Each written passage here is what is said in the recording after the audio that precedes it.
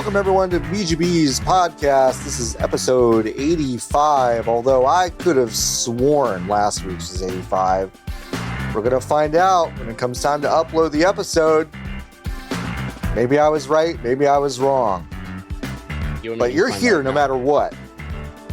You're here, and that's what matters. I'm also here. I'm one of your hosts, John Ward. With me are my two forever co-hosts, Nikki Grayson. Oh, hey.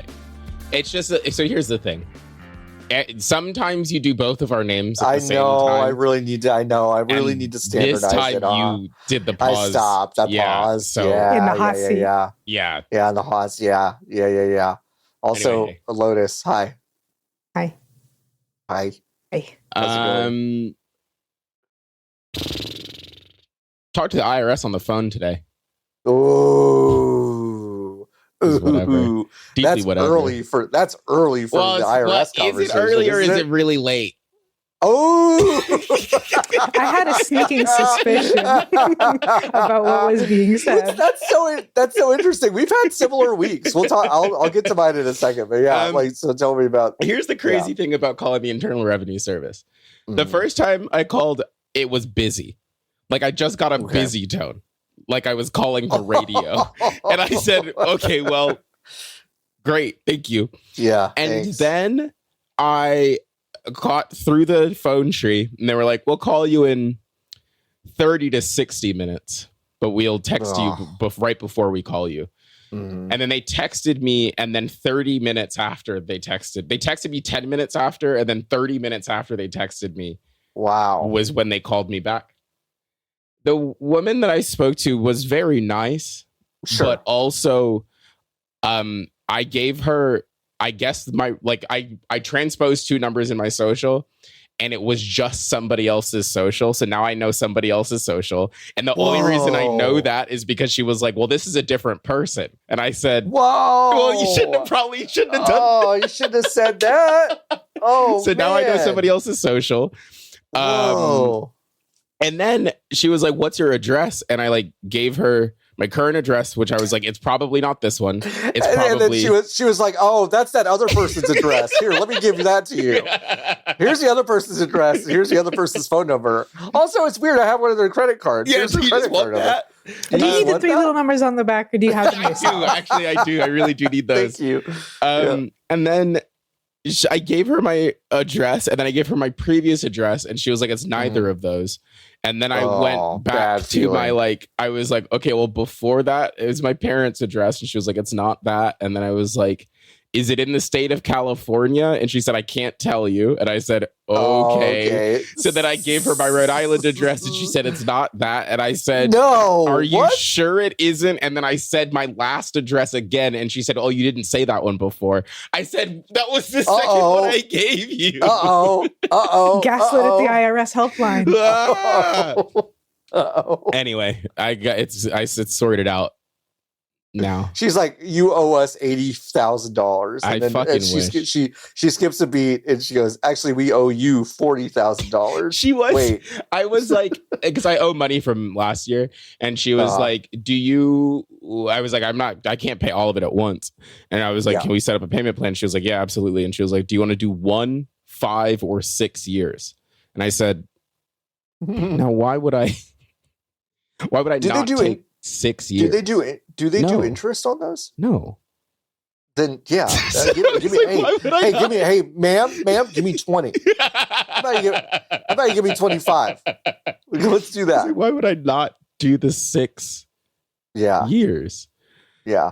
Anyway, that's the end of my story. Funny. Thank you so much. So we have toll tags here in North Texas, part of the North Texas Transit Authority. Mm-hmm. And I take a tollway called the George W. Bush Presidential Highway every single day to work. Thank him for his service. Thank you for, wow. Thanks, bud. You did great. Those 8 years really did wonders for us. Good job on America. Thank you. Good job. And also, what's really dumb, his highway doesn't go to his library, which is one of the stupidest fucking things in the world. Does it you can't get there. Like you cannot get there from to the one that does go to his library. Yeah, it'll intersect with 635, but they didn't rename the stretch. No, stupid. Yeah. Anyway, I take it every day to work, and it is $8 a day to do that. Uh-huh. Okay. Okay, which sucks. How much time does it save you? About 35 minutes. Oh, Jesus Christ. $8 is so much, though. It's a bit. It's but big, $35 right? is 35 minutes is 35 also minutes so is a lot. And you take it a lot. both ways. And I take it both and it's ways. An hour, so it's at night. So at night, here's what happens. It's 50 minutes, or it's like 50 or so minutes on the. If it gets out above 50 minutes, I don't take it, and it takes an hour for me to get home. Mm-hmm. But I'm not sitting in traffic, which I hate. I don't like sitting in traffic, so I take it a long way, and it takes me an hour, but I don't pay tolls. Okay. So it's like it's not every single day that it's $8, but it's. But they don't have one of those things where you can just pay for like the full year. Well, a toll tag is basically you load it for $40, and then every time it gets below a certain threshold, it just charges you again. We have like a pass here. I think I could prepay, but I don't think I have that much cash. Just like I'm not that liquid but it's to do that. It's like the national park pass where like it's actually kind of a steal if you use it that much. So So I wish they did that. I don't think that they did. I'll tell you this: they didn't offer it to me when I had to go into the NTTA this week to deal with a bill that we got, because I didn't realize that when you put the sticker on your car, they're not scanning the sticker. They're scanning your license plate. Yeah. And so when I got new car with new license plate, I have just been kind of racking up a fun bill for the past while. And the other thing is that when you don't have a toll tag, the tolls are doubled. Yeah. So I got this bill that was an embarrassing amount of money. Yeah. And I was like, oh. And so I went to the thing. And here's the thing, folks. If you're really scared about stuff like this, and it's not like 1-to-1, like it's not every time, but there are a lot of these kind of like big bureaucratic, scary things that if you just go deal with it, they're actually really nice. Yeah. There's a lot of employees who don't want to charge you money. They don't want to do that. Like you get there and you realize that like, and this does not apply to like any sort of law enforcement. I need to be so clear. like I need to be so clear. But anyone that's just like got a desk job that is just like, generally pulling money out of your pocket every year, generally doesn't want to do that. They're just like nice people. And when you sit across from them, you just realize that like, oh, you see a million people every day that are just bummed to be there. And so you're going to be super nice and helpful. And he's like, yeah, we'll just cut this bill in half. Like, I can see that you're a customer, but like, yeah, we'll just cut it in half. And I was like, all right, great. So anyway, but I did sit down and immediately just be like, I'm an idiot. I'm the dumbest person you've met all day. And he's just like, he like pointed to a sign above his head that's like the killer is your mind. Nothing is as scary. like I can't remember what it said, but it said the killer is your mind, and it said you're working it up in your mind to be something it isn't. And he just pointed to it. I was like, that's true, Dave. And he was like, yeah. You're not the first person to have it meant to be right in front of him like that. Yeah, I know. I mean, clearly not. And so wow, it was thanks, Dave. It was just funny. No, Thanks, Dave. That's huge. Do you owe the government money, Lotus? I was actually just going to get to that. Miss Google Maps gave me some great directions to the birding event that I went to this past weekend, and just put me on the toll road for no reason. And I don't just mean in the sense of I said no toll, so just put me on the feeder. Yeah. Had me, I was supposed to go straight, had me take a right turn and get on the freeway for no reason. Yeah, and then I had to take a U-turn on the, like out of the, so it was weird. And it made me wonder, because never in my life have I taken a toll road in Houston, Texas on purpose. Yeah. It has always exclusively been the traffic's too thick and I literally can't move over, so I just have to exit here. Or it's been a Google Maps, or it's been road closures, and then they charge you anyways, which is so fun. Right. Cool. So I was just going to say, I wonder when they're going to say something. Right. Because I think I'm like eventually. right above $20, and you would know, John, but in the state of Texas, there's routinely a scam that goes around where it's like, you need to pay your toll tax like right fucking now, and you need to give us your social security. We need everything, all of your information. And I was like, it did happen to come in like a day after I accidentally took a toll road. No, it's like no. But I was like, but I know the real website, so let me go look it up. So this is like 8-9 months ago, maybe a year ago, and I'm like, oh, I'm at like $19. Will they say something at 20? Like, when are they going to say something? I must be over 20 now, but they haven't said anything. Don't worry about it. Because also this is over the course of 11 years. Yeah. So certainly they don't care. They don't care. We'll find out. We'll find out when Lotus gets arrested. We have to bail her out for a $19 it's like $21.63 by now. Yeah, that's big bucks when they lock me away. Mm-hmm. I was looking at the sky. Came up. How's it look? Great set this evening. I posted earlier that I think you should be able to rent other people's algorithms on TikTok and Instagram, and with an option to adopt it as your own. I like that. They already have the thing where you can wipe your algo. I know you can wipe it. So that's why I'm into it. They must know it somewhere. They must know somewhere, but I'd love to be able to rent an algo, like with permission, obviously. Like, right. You can't just like go into someone's algo and be like, "Whoa, you're a fucking freak." Like, you gotta get permission. But I just like the idea, because I want to know what everyone else's little gremlin there tastes. You could gun to your head guess exactly what mine is, which I find deeply funny. Mm-hmm. Well, yeah. Top row, women's back muscles. Next row, furniture. The row after that, animals. The row after that, these appear to be jokes. This is on the Instagram, the Discover feed or whatever. I literally never click on that button. Here's what I have. Mm-hmm. It's basketball, the voice of Bart Simpson doing a sketch, football, just like Bart. Monte Bowl never played sober is the thumbnail for that one. Monte Bowl? Yeah. There's this thumbnail of Jack Black, I think, on Between Two Ferns ? Based just on this image saying I did a giant whippet. And then this one just says, why Costco pumpkin pies? Why Costco pumpkin pies? Okay. Yeah. Why Costco pumpkin pies?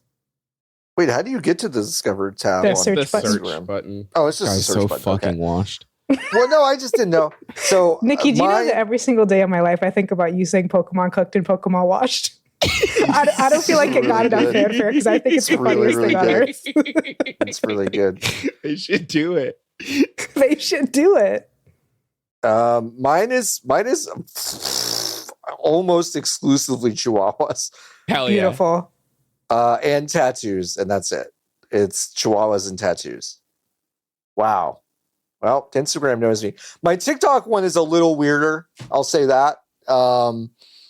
It's cooking, which is like the normal, and then it's like it's comedy podcast. I've never listened to a single fucking episode of, and never will. Like, crucially, never will. I have every permutation blocked on this application. I don't blame you. You will not force me to watch a minute of Caleb here except by force. And that is crucially, Lotus, the one I get served the most. And it's like, no, I know. Here's the thing, Lotus.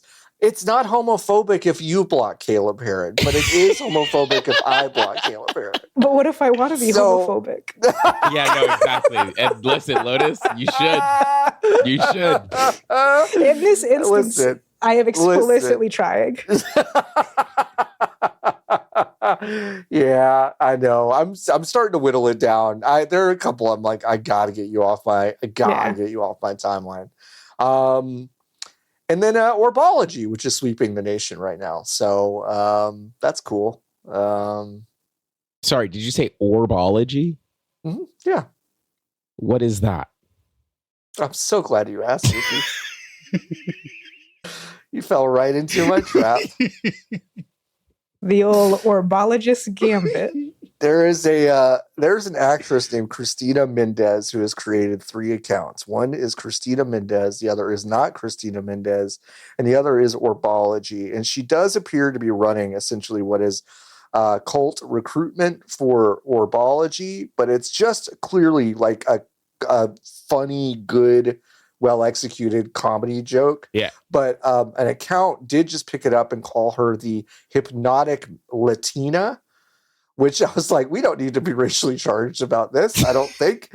I don't think we need to do that.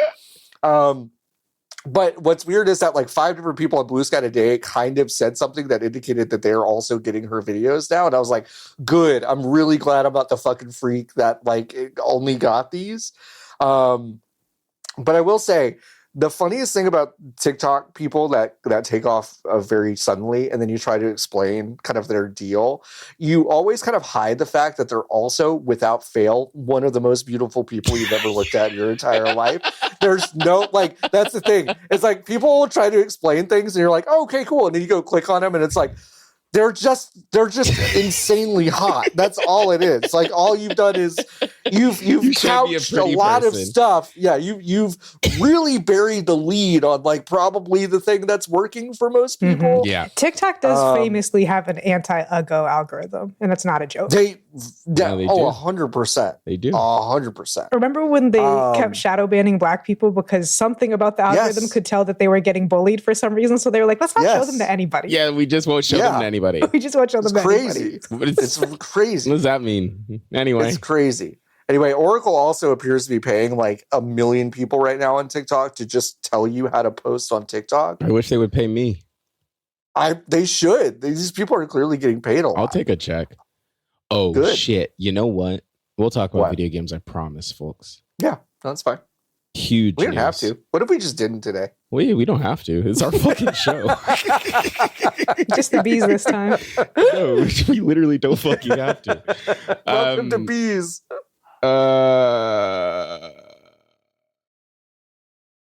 Oh, did you lose it? It was something that wasn't related to video games. You said, folks, there you go. Mm-hmm. I got a Peloton today. Oh. Okay, I need to be so clear. I'm gonna be your Carrie Bradshaw. I'm gonna be the last person you talk to on the phone when you fucking beef it on your Peloton. Oh no. So if you don't, the Peloton's it's an expensive bicycle that doesn't it's go your anywhere. Favorite. It's your favorite game. It was one of my favorite games of last year. And they cost a lot of money. They're expensive. Like $1,700 is the cheapest Peloton. Okay, yeah, they're really expensive. So for the last few weeks, I of course didn't pay that. I don't have $1,700. I owe the government money. I don't have $1,700 to purchase a Peloton. And for the last couple of weeks, I have been on Facebook Marketplace trying to find a Peloton. And it's really hard because everyone on Facebook Marketplace selling a Peloton is actually a scammer. It's just like, they're like, the scam is we reuse the same images, but they look very real from like previous people listing Pelotons in other parts of the country. So you don't know what they look like. And they're using those images on like locally to you. Right. And then you message them and they've also started using hacked accounts. So these accounts have like start dates that are reasonable, like 2007, 2009, like they have it's history not last and week likes. Or whatever. Yes, exactly. Right. But the accounts are definitely dead. They have just been compromised. So the move is that you message them, they get back to you, you do a little bit of chatting about the price, or you can be like, I'll just pay you however much it is, and then they are like, here is an address, and the address is real, and then you like, which is to say, it's like it's a place that you can look at Google Maps. It's a real place, and then they are like, I'm only available after this time on this day. And then I was like, okay, that seems normal and regular. And then immediately after a shoot, the person was like, can you do a deposit to ensure that it is yours? And I said, no. Like, if you sell it, you sell it. That's how this thing goes. Like, if you sell it, you sell it. And if not, I don't know. Yeah. And then I obviously didn't do the deposit. And then I messaged her on the day that it was supposed to be, and the account had been killed. Yeah, sure. And I was like, okay, well, I'm never getting a Peloton. This morning, I wake up, I sit down on my couch, I open my electronic mail from the best website on the internet, Electronic Bay. Ooh. And they say, great news. Look at what we found at the National Council of Jewish Women's donation center on the west side. For $270. Whoa. I got this $1,800 Peloton Bike Plus. Wow. They desperately wanted to sell that to a Jewish woman, and they didn't. Not anymore. Sorry, fuckers. Not as far as they know. That's true. That's well, true. I have to go pick it up. They'll find out. Yeah. They'll Just know bring when along your in. Israeli citizenship and it'll be fine. When my form darkens that doorway, they'll all be really upset, and I will take. Just say you're going to celebrate with enough champagne to fill the Nile. And they'll give it to you immediately. Khalel, no. Khalel, no. You must give us the stone. Obsessed. I have to rent a U-Haul though because it won't fit in my car, so that's annoying. That is annoying. And I also have to pay Peloton. It's a $350. It's actually Peloton. a $450 bike because I have to pay. That's really big. So you have to get the biggest U-Haul in California? The U-Haul I can get is going to be $40 because it's 12 miles away times 2. So it's $20 to get the thing. Okay, all right. Okay. And then when I get it, if the person before me has factory reset it, which I'm sure they have, I have to pay Peloton an unlock fee. Oh, that's right. To get access to the bike, which is, again, even at this expense, is so much cheaper. So much cheaper. Right. I get it. I get it. I have saved so much money. I'm not even mad about it. But there was a world where I was like, I was willing literally to spend like $600. Sure. You're still in my brain. And I'm way below that still. So anyway, thanks everybody. Yay. Your subscription is paid for my bicycle that I can't go anywhere on. Thank you. It stays in one place. It stays in one place. Hey, folks, the Peak devs gave an interview to Stephen Totillo and said the following, and I'm going whole to fucking flow, dude. Going to read. We'll talk about it. The entire thing. In a player's mind, what does it mean to spend $5? Well, that's $5. But $6? Well, that's still $5. $4 is also kind of $5. $3 is $2. And $2 is basically $3. Sorry? Different. $2 is basically free. Yeah.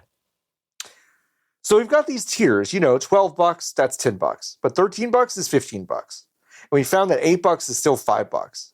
It doesn't become $10. $7.99, that's $5, right? So $8 is going to $5 is the biggest differential we could find in pricing. So we found it very optimal.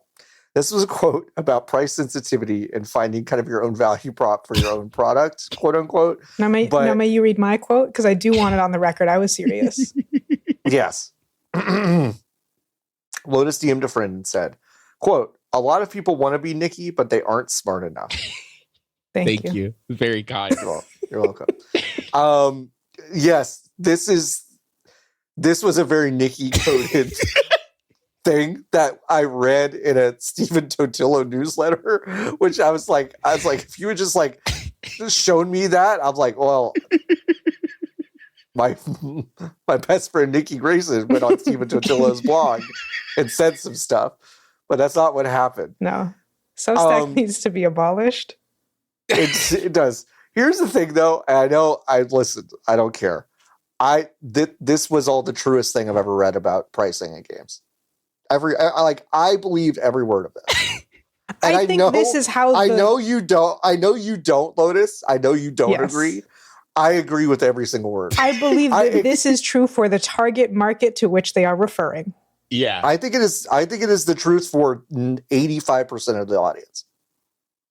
I think we are. I think y'all games or of this? Yes, yeah, of things. This podcast. No. This applies to none of the fucking perverts on our podcast. This applies to a large proportion of money spending Steam users.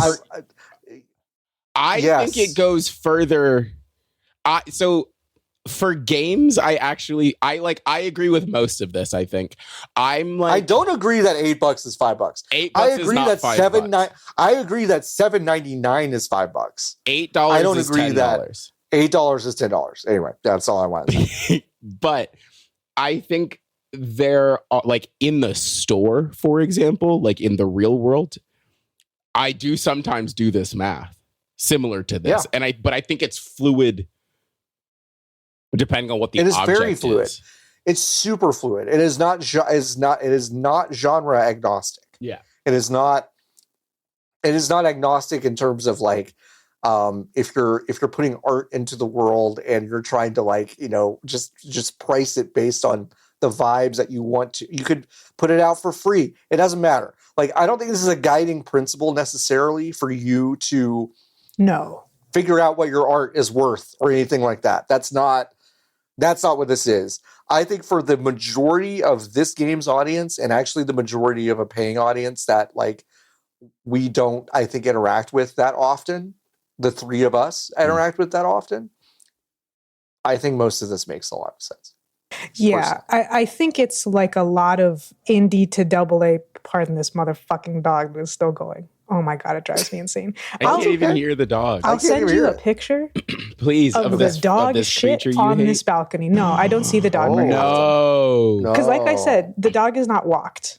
Yeah, and the dog does not go outside. Does Texas have like... I think I should be allowed to shoot them, not the dog.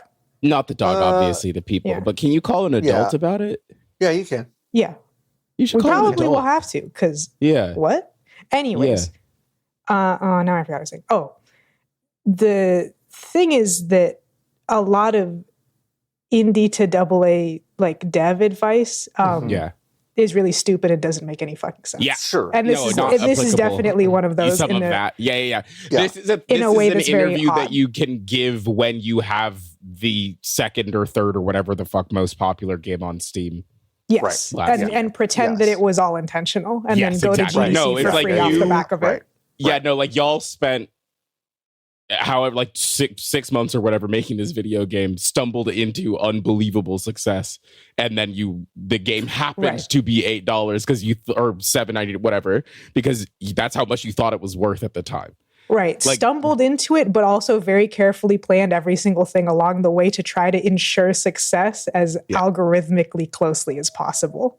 John's got takes. I think this was a pretty deliberate thing from the beginning. I think the whole thing was very deliberate. Yeah, no, that's what I'm saying. They did figure out. I think, Nikki, that they did not stumble into success and go. I think this was actually pretty deliberate from the beginning. Yeah, okay. I think every part of it is deliberate, but what is deliberate is increasing the chance of luck. And it doesn't actually increase the result, but it increases the odds that you will get lucky this time. You do a big succide. Yeah. I kind of believe it, and I think it's mostly because like it's aggro crap. It's like they've done stuff that's like they've made a few things that I stepped back and thought that should have probably been bigger, but there's a reason it wasn't. I liked Going Under so much. Sure, yeah, I like that game a lot. There's an aspect of their charm and their design sensibilities that like I do think is good, and so I think they probably knew what they had here before it came out and priced it kind of like they've said. I kind of buy that. I think it's so stupid. Like, it's so stupid. That's partially why I buy that they were serious about it. Yeah. Because if they had given some very diplomatic answer, like some sort of LinkedIn fucker about like price sensitivity, like if they had used the words price sensitivity and our consumers, like I did at the beginning of this conversation, I would have been like, these guys are fucking clown shoes. But this is one of the dumbest quotes I've ever seen, so I think it's probably... I'm just glad it's on the record, true. You know? It's really funny. I mean, I think it's really fun. It's really good. It is really good. $2 is free. It's one of my favorite things. But I was talking to some people at my work who like are not online, and because we actively at work talk about this kind of price sensitivity stuff like all the time, and so a few people, I said something like $2 is free, and some people were like, well, it hugely depends on demographics. Like to your point, Lotus, like when I think about 85% of the game buying audience, I'm not thinking of people that are like scraping by. I'm thinking of people that have disposable income and can buy stuff. Even below that, like not like being just a little poor as opposed to barely scraping by. And then also critically, like the thing with Steam versus, I think, speaking at your personal job, this exclusively applies to people who live in the United States of America. Oh, 100%. Oh, 100%. I totally agree with that. There's also like, I also think a thing that gets lost is that like, it is, because it is all relative, $2 is free relative to the fact that other things are more expensive, but in a vacuum, $2 is not. That's like, it's multiplicative times. Yeah. Sure. It's infinity times more than $0. You're trying to apply to people who have the disposable income to impulse purchase games for no reason. Yes. Right. And also, even, man, it's fucked up. $8 is 11 Canadian dollars. Mm-hmm. That's crazy. I know. Our neighbors to the north. Oh no. That's crazy. Tough. I don't even want to think about how many Australian dollars that is. I was about to say. Dude, if they're even allowed to buy it. The thing about Australia's money is that it's not real. I've never felt more wealthy than when I was in Australia and New Zealand 3 years ago, whatever. Mm-hmm. I was like, I'm fucking rich. I was unemployed. I was like, this is the best. I'm rich. Their money is nothing. There's nothing. Ours won't be either soon, though. So that's cool. Pretty soon. Yeah, pretty soon. So we'll kind of get the experience what that's kind of get the experience. Yeah. Speaking of money, Awesome Games Done Quick wrapped up last week and raised over $2.4 million for cancer research, which was neat. And there was like a 70-person Mario 64 relay, which was really weird, and some other fun stuff. I may post a couple of the highlights. I didn't watch a ton of it live. I was working a lot, so I would sometimes turn it on at night and some weird skill issue. Some weird stuff. Expedition 33's run was like at midnight. I was going to post about it, but I didn't want people to get mad at me for once. I didn't feel like dealing with it. I thought it was so strange. I was like, listen, I'm one of the most famous haters of this game on the earth, but I'm also like, wait, why wasn't that like in a primetime slot? It's like the it's math an interesting for what brand new GDQ considers primetime is, I think, the crucial part, as opposed to what I was going to say, which is if Expedition 33 is so good, then why is it run at 10:30 p.m. on a Thursday? Right. But when you look at the other runs that were surrounding it, it's like, okay, well, GDQ seems to think that 10:30 p.m. on a Thursday is prime time for some reason. Yeah. Which it might be. I mean, their audience may be just like really, just mostly like sickos that stay up super late and watch Twitch, like which is not me typically. Were there people in the crowd for that one? Yeah. Like, was it full? I don't know about full, but there was a good amount of people there. I'm always so confused about like what I feel like I have never, and maybe this is just I just haven't seen. I feel like I have not read a story about the people who go to this thing. Like the people who go to it. The stories are always like, here is the event and all of the stuff.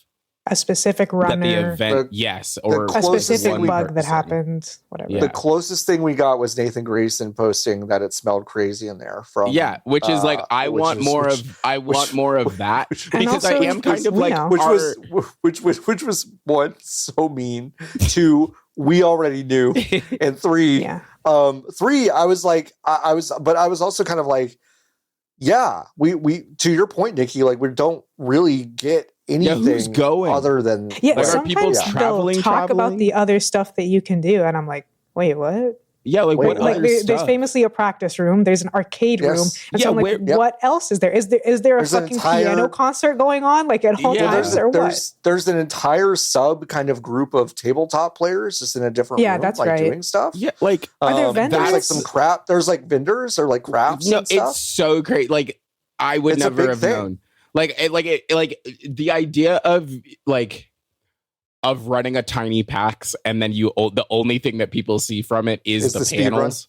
No, it's the panels. Oh, right. Yeah. I see what you're saying. Yeah. Is weird, right? Like that feels off. The idea of going to is fascinating to me because most video games, even video games that are explicitly designed to be viewed by a third party, make truly awful spectator sports. And I can't imagine something worse than some of these fucking speedruns sitting 10 rows deep in a shitty, stinky woolen fold-out chair and trying to figure out what's going on. And I don't, is the sound from the couch being piped into the room? I think, my light just flickered. That's good. That's fun. Spooky. Spooky would be fine, but don't cut my damn power, please. Oh. I'm doing something. I'm sure it's fine. Don't do it. Yeah, I do believe that the runner is piped into the room. Okay. And maybe the host as well. Okay. That's so weird. Okay. It's like it's such a thing that like I for 1,000,001 reasons would not go. I just think my skeleton would come out, but I'm like I'm so curious from like an anthropological perspective. Like, I mean, I am too. Like, I do think I want to go at some point. Well, good luck. And I'll talk about where those might be in a second. I think I want to go. I do think I want to go. I bet I will. I bet it's going to be one of those things where I get there and I have an idea of what it is. And it's going to be very close to what I think. And then I'm going to kind of regret being there for as long as I book. Well, that's really easy. Just do anything else. Just do anything else? Yeah. I think that's very possible. But it's interesting. Isn't it free? No, it's not free.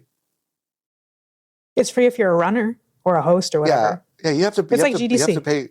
It's like GDC. Well, it's not that expensive. Like well, you know what I mean. the most current convention that I could think of. No, it's like it's just like GDC. It's like GDC. It's like GDC. It's $880 for a pass. No, I think it's like $100 or something to go. It's something like that. Well, but like I think I am curious about it. The other part of it though is that like I talked kind of openly in a couple places about like I still think this is a great event, and explicitly it is so inclusive. Like so many of the donations that are read are super pro trans rights, and you get a periodic Free Palestine thrown in there. You do get this, and it's like I do. Do you? I heard it wasn't this time, but in summer I did. Okay, that's a good point. Just ask a question. I heard it in the summer. I didn't hear one this time. That's true. I didn't think about that. That's all I wanted to ask because I was listening. That's true. Because I said there's no way. That's true. That there's not any. That's true. Because we talked about it last summer. Because we talked about the fact that we did not hear any this time, which is a little unusual. Which is a little unusual. Also, no fuck ices. Which would have occurred. Which would have occurred, especially because we know that Summer Games Done Quick is going to be in Minneapolis in July, which is going to be very interesting. For now. For now. And then AGDQ next year is going to be in Atlanta, which is a giant departure from kind of their normal thing. So I'll be interested to see what that Atlanta show is like. It's still cool. I've got to mute most of the couches, to be honest, at this point. We talked about it before. Yeah, I'm not strong enough. I just have to do that for to be just there to I just can't. I can't do it. There were more. I will say this: every year I tune in, and then every year I'm like, why am I doing this? But I am always rewarded. The American Truck Simulator great was awesome. Run was is my favorite one of these that they've done. Yep. Like it was just a delightful time. It got in, it did not really overstay its welcome. I think that's really what it is. Because it fundamentally, they are going to play the whole video game. Yeah. Even though they're doing it fast, they are going to play the whole video game. And sometimes that means that I have to listen to people who I don't like. And I've understood that I don't like them in the first 5 to 10 minutes. And they're there for 3 hours. For 3 hours, yeah. Yeah, I'll just leave it with this. I think we said this last time there was a GDQ on. I think Pokemon is the stupidest fucking thing to ever run at these things. They're agony, toe to tip, start to finish, fucking agony. Yeah. It is fucking agony watching these people play Pokemon. They're like, I get on my soapbox forever. If you are not locked into the nostalgia of Pokemon, the idea of Pokemon becoming something that people as a group get excited about watching someone play is deranged. It's sick. It's fucking disgusting. It is so weird. It is talking to that part of your brain that's like, remember being in the back of your parents' car playing by the light with the fucking street lights? If you don't have that, like I don't, it's fucking agony. Yeah. I can do one like every 4 events. It's agony. For me, it's Wind Waker, which is my favorite Zelda game. That's one of the worst speedruns to watch, period. No, so, ever since they found super swimming, it's just an agony. Super swimming in the wall. It's like super swimming is crazy. It's awful to watch to your eyeballs. To watch. Yes. God save you if you're epileptic. It's also just not a fun speedrun to watch. Yeah. It's not a fun speedrun. It's like the OG. The thing about Wind Waker, which is a game I also love, is like I was there for the run up to it. And I stepped away for a moment, and then I came back and was like, "Well, at least Wind Waker is on TV," and it was over. Like they had finished the video game already, and I was like, "They must have done it. It must have been an 80% run." Yeah, it was like what? The super fast one. Yeah. Not even doing all dungeons. I think you said this, Lotus. Like not even doing all dungeons is a nuts programming decision. They're the main things, which is they found super swimming, but then there were a bunch of chunks of dungeons and stuff that they couldn't break. So you still had to play the game, but you didn't have to sail at all. And it's like, okay. And then they broke the wall, which is like a giant invisible wall at the end of the game. And that was a huge thing. And it was cool to see a run like right after that, because it's like, oh my God, they finally did it after trying to find this fucking thing for literally like 15 years. And then they kept having runs. I think there was like one more pretty major trick found, and now it's like you don't play the game at all. So the idea of it being any percent or like even no MSS or whatever it's called is so the idea that it's not all dungeons was crazy to me. I truly watched that run start and I said, I'm sorry, what? What are you talking It's like about? I don't even like Ocarina of Time, but like, someone's like, all right, you gotta watch this 6-minute any percent of Ocarina of Time, and where they menu for 5 minutes straight. Yeah. And I was just like, I did. I was like, listen, it's cool that you can do this, but it is a television program you've put on. Yeah. We are watching this. Like it is. I'm supposed to be watching this. It is like if Adam Silver was like, what if the whole game was Shaq shooting 3-pointers? And it's like there's a fun novelty to that, but it's like I don't want to watch an hour of that. Is that influenced by like? I remember like the Taz block, which they did not do this year, right? No, I think they stopped doing that a minute ago. They stopped doing. Is it because now people can do the shit that you thought most of the stuff that you thought you needed a tool to do? Like, what is the? It's because they're usually one-off novelties. They're novelties, and they have run and they're also not that they've run out. And I'm going to guess that they were unpopular. Oh. Okay. Well, they should bring. Maybe I'm wrong. I might be wrong. I would. Oh my gosh. I remember them being mega popular when they first found out. When they first started. Yes. Hey GDQ. By the way, a friend of the show, Elise Favis. Hey, hi Elise. Hey Elise. Get your hands on the watch data of GDQ for me and send it over. They don't need it. They don't need it. I won't tell anyone. I desperately want to know what that is. Like, what is the? I have the front end link to that. It's not their official numbers, but I can get you a thing. Okay, give me a thing. I'll get you a thing. We'll talk about it. Okay, cool. Yeah, I say it like drugs. It's not a public website. Right? No, it is. No. I just didn't know. That's good. Okay, let's move on. Hightail. Finally, is out in early access. Hi, Tail. Hi, Tail is out in early access. This is Lotus's words. After a life of struggle. Yeah, no. A life of struggle. The idea that this game is out is absurd. It's crazy. And it's also Born made $1 pain. zillion. Yeah. And good for them. Good for them. Born out of pain. Hey, folks. What? You don't know what this is? What is? I don't know. Yeah, no, for sure. It's Minecraft 2, bud. Yeah. Minecraft 2. Yeah. It is. Hypixel was like a super duper famous Minecraft server with like a bunch of mini games, and they did a lot of like kind of intricate stuff that nobody else could do back in the day. This is they were doing such insane, like, it was honestly kind of like the level of game design that they were extracting out of the video game Minecraft was kind of unbelievable. And to be completely honest, the idea that they were not scooped up basically immediately by Mojang, or like as soon as Microsoft bought them, that like Microsoft did not get their hands on them is kind of nuts, because they had more ideas about the things that interested. Which is great, awesome, good for them.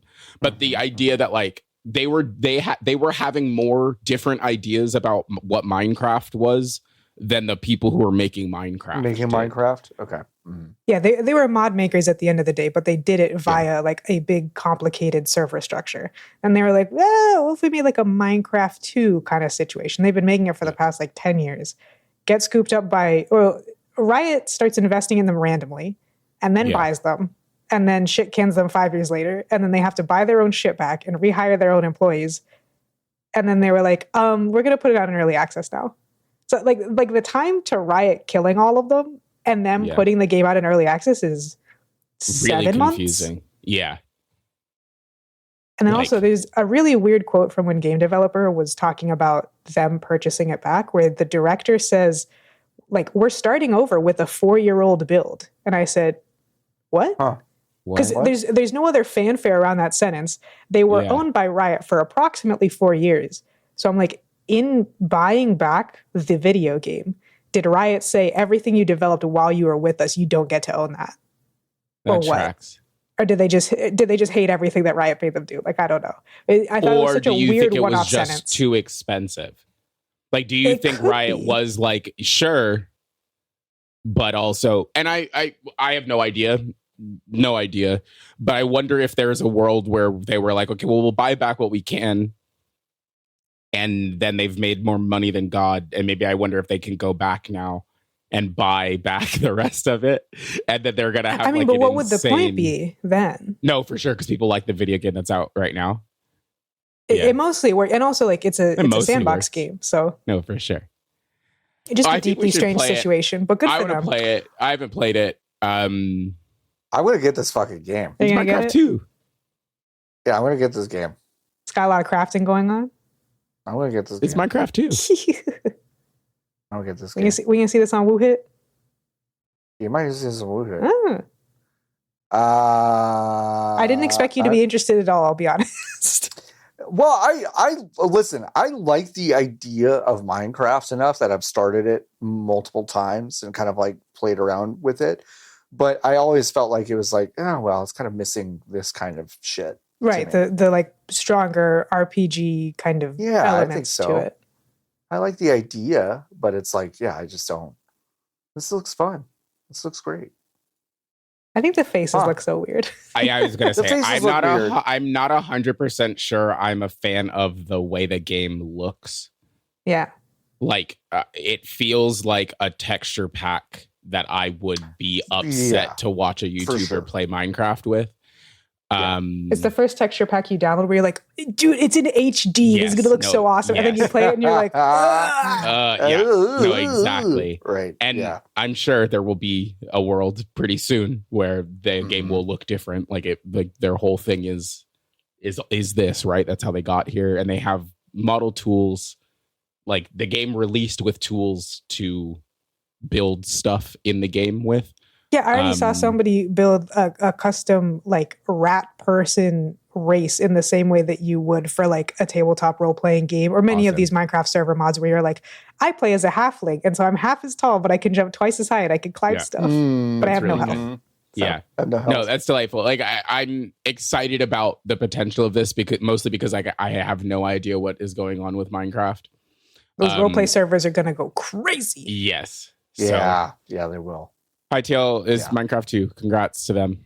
Congrats to Minecraft 2. Reality Labs over at Meta, 10% of that has been basically shit canned in 3 game studios, including Sanzaru Games, Twisted Pixel, and Armature Studio were completely shuttered. Twisted Pixel made the Deadpool VR game. They have been around for a really fucking long time, and they were part of a very vibrant Austin, Texas scene when I had my studio there in 2011. And that's crazy. One, I had the whole like Twisted Pixel. I haven't heard that name in 100 fucking years. In the same breath, I went, wow, they're fucking dead, huh? Like, that's crazy. I mean, it's fucking crazy. They made a bunch of stuff. They made Splosion Man and a bunch of kind of weird Xbox Live Arcade adjacent kind of indie games that were coming out in the early 2010s. And they shifted to VR, and Meta scooped them up. And they did Loco Cycle. They did Loco Cycle, which is pretty wild. But yeah, Sanzaru Games, they made Asgard's Wrath, which was like, the game was all right. This is how we know that VR and also Meta's vision for any of this stuff is just completely cooked. Is that Asgard's Wrath was like actually pretty cool. Yeah, it was a cool video game. Like it was one of those VR games where I'm like, oh, that should move some units of hardware, because it is an immersive role-playing game that kind of fulfills some of the promise of VR, I feel like, in a way that a lot of games hadn't. And it didn't matter because nobody's buying VR. Like, this is just not a medium that people are adopting. And of course, because this massive bet has been made both on the metaverse and on VR and now AI, billions and billions and billions of dollars just being flushed down the toilet. Mark Zuckerberg or any of his executives will never, ever, ever be punished for any of it. It's just the tens of thousands of people who have lost their jobs because of it. So great. I mean, at least he didn't change the name of the company. Oh, you know. Yeah, who wants? Yeah, do that. Yeah, Meta really did a whole 10-cent in infinite. What is it? Fucking Level called? Infinite. Level Infinite. Yeah, Level Infinite. When is that Steam headset supposed to be coming out, Lotus? Or just this year, I guess. The thing who that's is this so for? Like, I mean, I'm sure Valve will put out one game for it that's like kind of cool, and they'll go, "Isn't this a great reason to buy it?" And then nothing else will happen. Mm-hmm. Yeah. Anyway, that stinks. All of these people. I'm looking at the Steam Frame video, and it's like none of these people are ever gonna wear this. Ever. These people all look so fucking stupid doing this. I will say though, if someone offered me an Apple Vision Pro right now for like $150, you'd buy it. I absolutely would. Yeah. Okay. So you want Tim to make a weird mask out of your face? Yeah, I do. Just on the outside Vision of this thing. Pro. I'm on eBay again. Okay. Hold on. maybe the same organization will sell you an Apple Vision Pro. There's one in China from an account that didn't exist before. Let me click and see. The account was started yesterday. It doesn't say, but they've sold one item, and it was Kark ceramic coating cleaning sponge for nano applicator polishing. I have one of those. Yeah, so I'm gonna buy it now. Yeah, go ahead and buy it. Go ahead and buy it. These fuckers still want $2,000 for these. Yeah, I know, $2,000 for a thing. Crazy.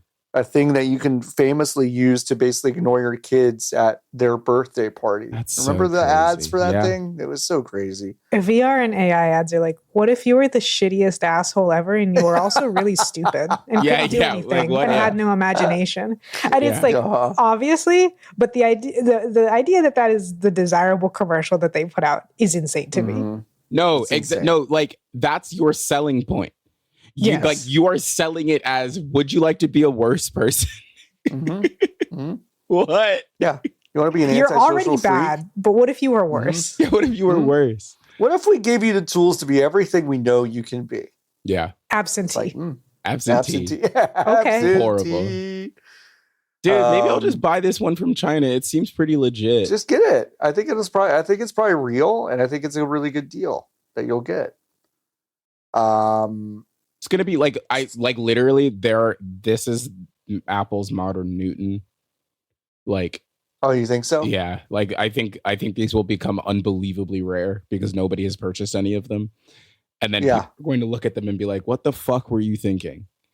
Yeah. My two of my professors at business school were fucking obsessed with the Apple Newton. Yeah. They couldn't stop talking about the Apple Newton. They couldn't stop talking again, about which it. is like which I get. The ideas, I get why they couldn't stop talking for sure. about The it. ideas make sense. It's a good one of those, and also, why would you ever?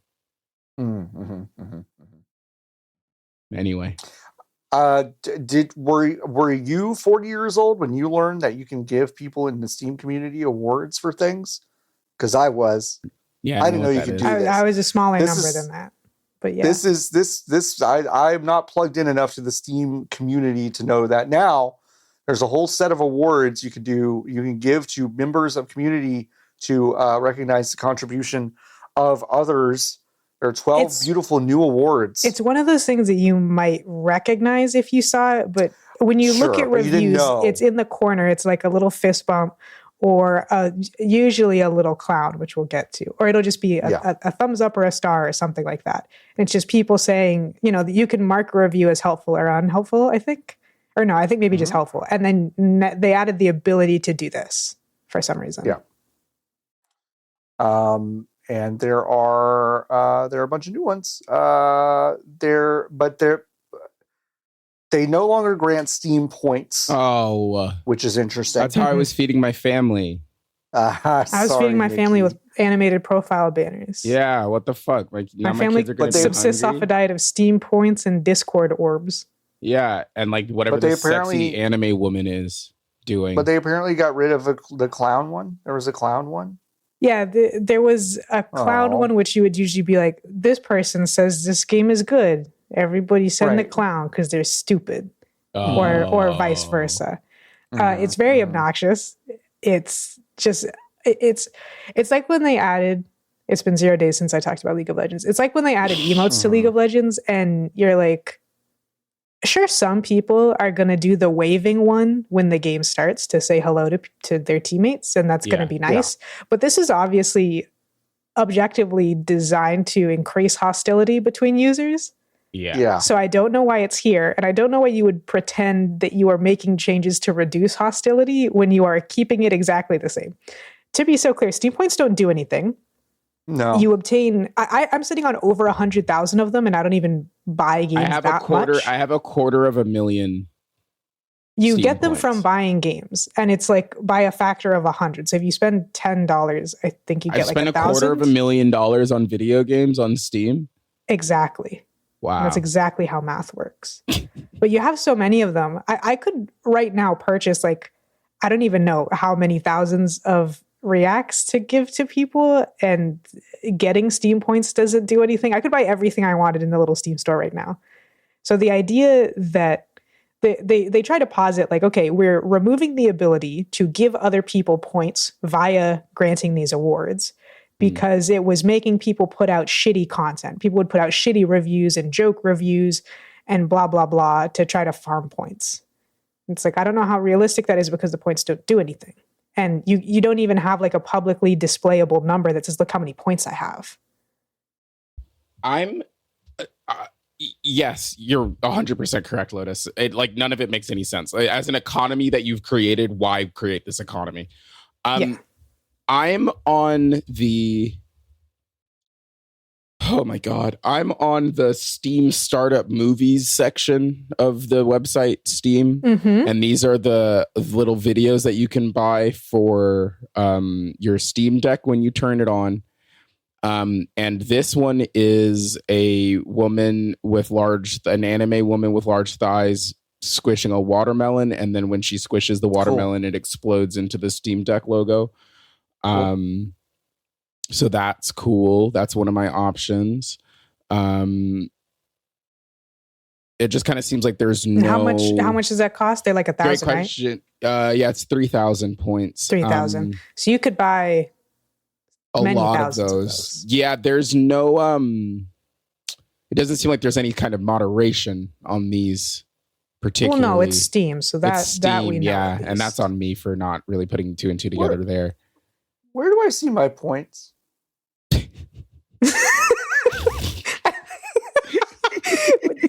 Did you have to ask it so pathetically?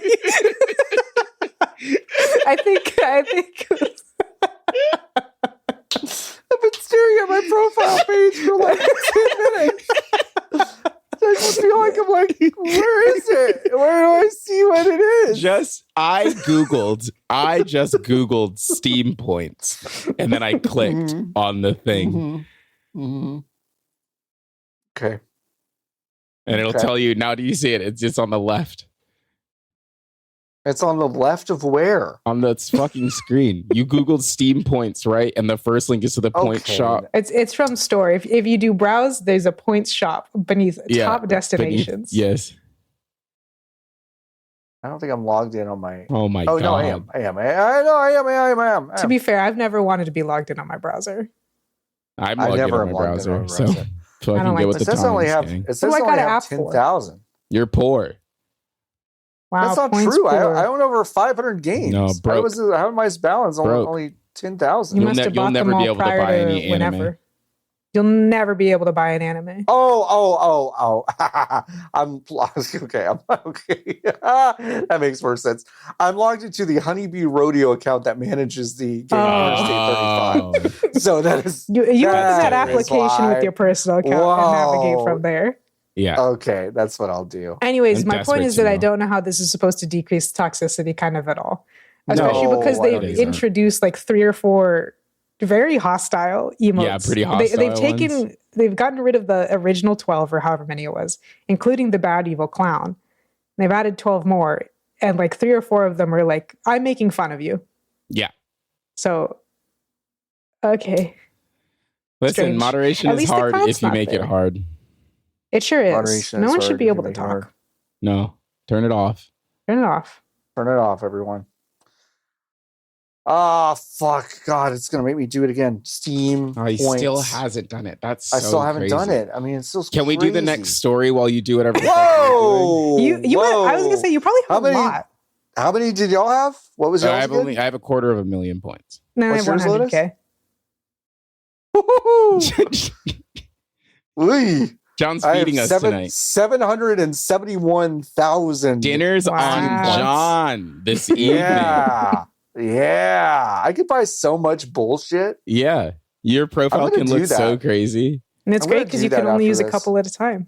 Yeah. And everyone also looks at Steam profiles every day, all the time. Everyone looks at them all day. This is what they look at. My Steam profile is just for me. Just for you. Just for you. Netflix is somehow Spry Fox is somehow surviving Netflix's weird, horrible divestment from games. They're spinning out into their own independent I heard they were studio once games. More, which is amazing. And they're about to launch Spirit Crossing. But the founders have cut their salaries to $20K a year, which is wild. And they use their own cash to buy the studio back, which is very cool. And they're also taking the equity and giving it the majority of it to the rest of the studio's employees, which is all very cool. Great. I'm kind of trying to not do an evil, which I deeply respect. Their game looks nice. I thought them and their little studio looked nice, so good for them. What the fuck? But good for them. Yeah. 3 months. 3 months? 3 months. They had to spin it out in 3 months, which is nuts. That's really fast. Netflix said, "Excuse me, bye. I don't care about games anymore." And they said, "Well, got 3 months to make it a new studio again. To make it another man. Well, it's at least the rest of the news is good, you know? Yeah, I wish them nothing but the best with Spirit Crossing, which allegedly is going to come out this year. They have to, because before it was a Netflix exclusive deal that it was just one of the things that you play on Netflix. And they're like, well, that's nice, but we can't fucking do that no more. So now they're doing PC and console releases in a public beta, and I don't know. Crazy. They also say that they also want to remind you that they haven't forgotten about their other games. Cozy Grove Camp Spirit never really got the launch it deserved as part of Netflix, says Spry Fox. But we're joining forces with old friends to help bring it to PC and consoles, and we'll share the details as soon as we're able, they also say, which is very cool. They do. This was also funny. Where is it? They go, Netflix remains a great partner, and Spirit Crossing will still be free on mobile for Netflix members. Yeah. It's like, okay, all right. Yeah, that's you can keep your shit. Yeah. Qualification. That's really fucking funny. I do love really good. They put it out as a blog post. It's called "A 16-Year-Old Baby is Born," which I find extremely funny. Really good. Which is Their funny. website also is incredible because it's nice 16 years old. Yeah, it's nice. It's really good. It's really good. It looks good. But yeah, they made Cozy Grove. If you didn't know that, and it's one of the other games that Danielle Riondo has just spent a fucking crazy amount of time ludicrous. Danielle has played like 3 games, but not in a casual way. No, but played them the most. Yes, super wild. Inverse and The Verge. This was very recent. This came in hot today. Inverse has basically shuttered their entire gaming vertical. You know what? I'm just going to choose not to say that thing I was about to say. It's okay. I'll say it in a second. I'm really okay. Because I completely agree. I was happy when I saw you say it somewhere else. Let's put it that way. Okay, fine. I honestly didn't realize that they were still pretty active, to be honest. And so for both, that has to do with how they do support of that platform. Yes. For both Inverse Gaming and which is being shut down, and then The Verge has also had layoffs. It's no shade to any of the people working there or the people who really care about those verticals. However, it's very obvious that their parent companies do not give a shit about them. Yeah. And so to an extent, it was like, oh, damn, they were still around. They were still doing I'm glad some of y'all were still getting paid at the very least, because those parent companies could not give less of a fuck about y'all. And I am sorry for that. Yep, me too. And Vox, for their part, has also apparently shuttered, according to the Vox Union, shuttered its dedicated DEI team and basically spread it around to the other parts of the business. And relevant because at least one of the people who was laid off from Verge today is Ash Parrish. So it's interesting that That's interesting. Kind of happened at the same time. So best, obviously, to Ash Parrish, friend of the show. Very, very tough, weird day for games media, as ever. As ever. It's going great. Never been a better time. It's going great. And Steam has also rewritten its generative AI disclosure rules. This came in extra hot. Wowie. This is from super hot. Super hot. Super hot. I added this as of right now, 3 hours ago, perhaps, generously, maybe less. But yeah, because Steam, when generative AI started being a big thing in games, Steam very hastily put together you have to tell us if it's in there, and it's just because they didn't want to get sued for uploading copyrighted content, basically. Yeah. And now that it's continued to be a thing and continued to still be in legal limbo as to how legal generative AI is for a commercial product like a video game, they've done a clarity pass. They've basically rewritten the entire thing, which is the content disclosure that developers have to write out. It's just odd that this is where we are in life. Yeah, it is very odd. The things that they do and don't specify are also very telling. We talked about this extensively when referring to Larian for the past however many weeks. Yep. People who care about generative AI and who want to seem neutral towards it are allergic with an E, to being specific about anything that is occurring with the generative AI. The sentence that Steam says for their regular Gen AI content disclosure is, does this game use generative artificial intelligence to generate content for the game? Yeah, sure. Yeah. That's what's so odd is they have other parts of this that are very specific. So they have one that says, we're not talking about efficiency gains, which is like if you have a code helper that tells you when you miss a bracket. Sure. That's a large language model. They're extremely helpful. Everybody pretty much agrees that they're great. They're not talking about that. But they are talking about anything that is visible to the user in the game, and also including the Steam store page and community assets. Yep. And also localization, which I was gobsmacked that they wrote in there. Because images in the game, for sure. Is the game actively generating AI content? Like there's some stuff where you type in your prompts in the game and then the game prompts it for you. Is everybody who uses Keyword Studios going to write in that their localization uses generative AI? Because I personally have zero faith that will happen or that will be enforced. But we know that Keywords uses Gen AI and everybody uses them because they're cheap. I wonder why. So I can't believe that they wrote localization. That's crazy. Because they can enforce it and they're not going. We already know they're not going to. They already don't enforce it at all. No, they're not going to. So that was so odd to read that they would even try to step in it like that and pretend that they're going to do this. I'd love to see if everybody suddenly had to write, so we use Keyword Studios and their proprietary generative AI that translates into Turkish incorrectly for us. It's our cool service that we have. It's our cool I loved having to fix copy where they used a proper noun from the video game incorrectly every single time because nothing better. Somebody decided that it was a real word and it wasn't. And it wasn't a real word. But the computer said it is. So computer said it was. Consider this. Fuck you. That's what that computer said to me. Well, I'm sure this will have no sort of ramifications on what gets put on Steam. Why would it? Your lights went out. My light went out. All right, what did we play this week? I did fire up the brand new Animal Crossing New Horizons 3.0.0 update. Paid that $5 to get the Switch 2 update, which was... It was $5. $5, yeah. 50,000 Steam points. Yeah. 50,000 Steam points. And it was easy. Did I start my island over? Yes, I did. Why? So I can't... Why? Everybody is. It's just a lot of work. Okay. Here's the thing. I made myself laugh thinking about this because I was halfway through the thought where I was like, hey, John, keep following this thought.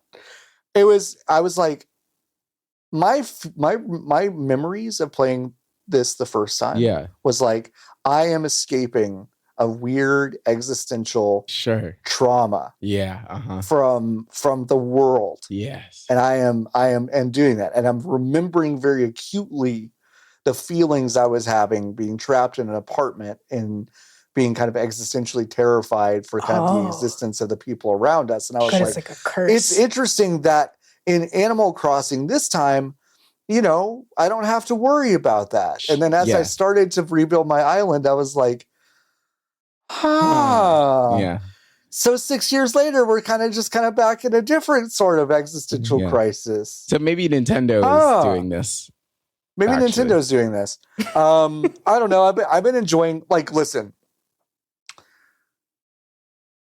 Is there a 99% chance that I'm still going to be playing this in 2 weeks? No. No. There's a 1% chance that you'll be playing this game in 2 weeks. That's why I'm shocked that you started over. Because the game's not going to be fun for 2 weeks. But here's the thing, though.